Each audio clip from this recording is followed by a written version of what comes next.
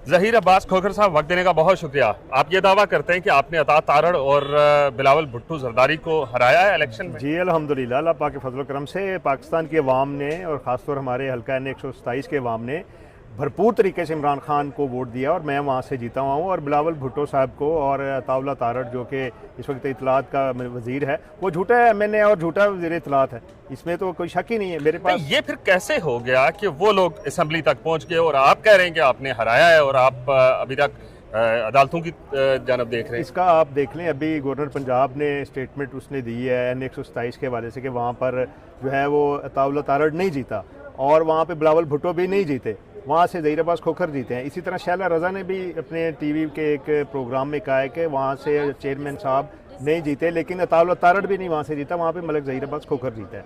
तो बात यह है कि जो हमारे पास फॉर्म 45 मौजूद है वो बिल्कुल आप अदालत गए? जी बिल्कुल अदालत में गए हैं और अभी भी वहाँ पर डिलेइंग टैक्टिक्स यूज़ हो रहे हैं। मैं इलेक्शन कमीशन पे गया हूँ, कौन सा फोरम है जहाँ पे हमने नॉक नहीं किया। और मैं बिलावल भुट्टो साहब को ये आपके थ्रू पैगाम देना चाहता हूँ कि वो इधर आके वो बताएं कौम को कि वहाँ पे उस हल्का N 127 का क्या रिजल्ट है। अच्छा, ये लाहौर में बिलावल साहब का लाहौर में आना, जबकि वो उनके आबाई जो हल्का है वो तो डेफिनेटली सिंध से है, तो लाहौर में क्यों आए थे? देखिए ये तो खैर खुद आप पूछे ना उनसे, यही तो आप उनसे पूछे ना कि उनका वो पार्टी के चेयरमैन है, ऑब्वियसली वो बहुत बड़ी जो चेयरपर्सन है मोहतरम बेनज़ीर भुट्टो के, जो बहुत बड़ी लीडर हैं, उनके वो बेटे हैं। उनको स्टेटमेंट देनी चाहिए कि N 127 में आप स्टेटमेंट दें। आपके गवर्नर ने बात की, शैला रज़ा ने बात की, अताउल्लाह तारड़ से आप अगर हारे हैं तो बयान दें, आप मीडिया पे बयान दें, आप फ्लोर पे ऑफ द हाउस में बयान दें। और अगर आप इसको बयान नहीं देते, इसका मतलब है कि आप जो है वो चेयरमैन पीपल्स पार्टी होने की हैसियत से आप मिस स्टेटमेंट कर रहे हैं।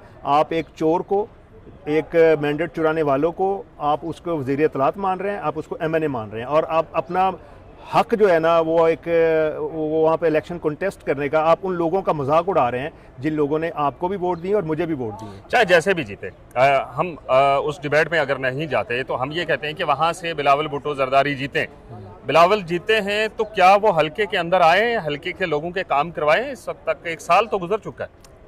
हल्के के लोगों ने वोट तो दिया इमरान खान को, सीधी बात है, ठीक है। और इमरान खान हम उसको पसे पोस्ट वक्त ही डाल लेते हैं। जो आप फॉर्म 47 की बात कर रहे हैं उसके तहत ही सही जीते तो वो है ना, वहां से नहीं। अताउल्लाह तारड़ जीते ना, वो उन्होंने वो फॉर्म 47 के जरिए अताउल्लाह तारड़ को जितवाया है, वो भी हारा हुआ है, वो भी मुझसे 37,000 वोटों की लीड से। क्या तारड़ साहब जाते हैं हल्के में? तारड़ साहब उधर के है ही नहीं, वो तो मेरे ख्याल को वजीराबाद के कोई रहने वाले शायद हैं, तो वो तो इधर के हैं ही नहीं। उनका वो तो एक जो हल्के का वोटर है वो आपसे सवाल करता है या तारड़ साहब से सवाल? मैं तो जी ग्रास रूट्स लेवल का बंदा हूँ, मैं कारकुन हूँ, मैं एक पॉलिटिकल कारकुन हूँ। मेरा तो वहाँ पर रहना बसेरा, वहाँ पर मेरा गाँव है, वहाँ पर मेरा रिहाइश है, वहाँ पर मेरा डेरा है, मेरा वहाँ पर पोलिटिकल सारा सेटअप है। मैं पहले भी MNA अल्हम्दुलिल्लाह रह चुका हूँ, मैं MPA भी रह चुका हूँ, मैं MD पाकिस्तान बैतुल माल भी रह चुका हूँ, पोलिटिकल वर्कर हैं। और वहाँ से जो है हमारा मैन टू मैन रब्ता है। ये तो उधर आके इन्होंने जो है वो मियाँ शहबाज शरीफ और मियाँ नवाज शरीफ के सो कॉल्ड बेटे बने हुए हैं और उसी वजह से इन्होंने फॉर्म 47 जो है वो यूज़ किया है और उसकी बेस पर जो है ना वो MNA बने हैं। वो तो स्ट्रेंजर है हाउस में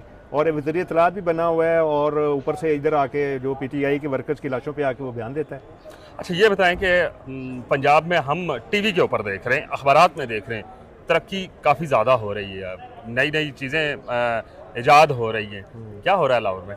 बात यह है कि पाकिस्तान को और लाहौर को सोने का भी ये बना देंगे ना तो उसका कोई फ़ायदा नहीं है। तो उसकी वजह है ना, उसकी वजह यह है कि इन्होंने मैंडेट चुराया है और लोग अपना मैंडेट मांगते हैं। देखिए जब फसाद की बात होगी, जब ये इंटेग्रिटी की बात होगी तो फिर ये भी क्वेश्चन होगा कि मैंडेट किसने चुराया, ठीक है। और जब तक मैंडेट वाले को आप दो भाई में आप देख लें कि अगर माँ बाप उनमें थोड़ा तकसीम करते वक्त अगर उसमें एक को कम एक को ज़्यादा देते हैं तो वो भाई भी इकट्ठे नहीं रह सकते। ये मैंडेट चुराना इतना बहुत बड़ा जुर्म है।